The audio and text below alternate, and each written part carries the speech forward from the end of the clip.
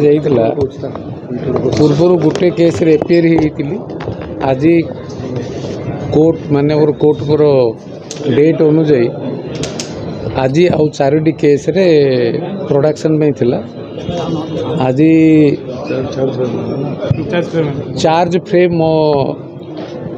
विरोध रे जो आरोप आसला तार चार्ज फ्रेम आज है कोर्ट प्रोसीजर अनुसार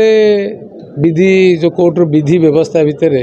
प्रोसीजर अनुसार जहाँ हवा कथा आम से हम आम आशा कौन कर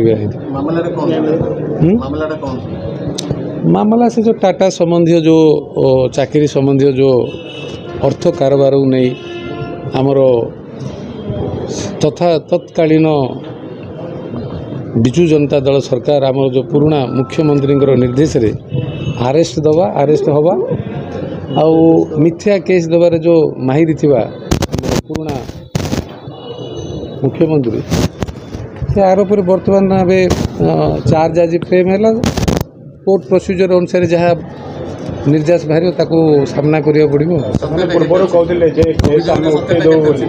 आज पुणी चार्ज फ्रेम लागत हो बोली आपण मु तो जानिनी के कोर्ट माने कि उठे देबो कोन करियो I am accused under charges by कल माने complaint so as per the procedure of law I have to face as per the procedure of law of the court तो आपण कहबे अभियोग रे सत्य सेटा the matter is sub judice कहवा उचित नु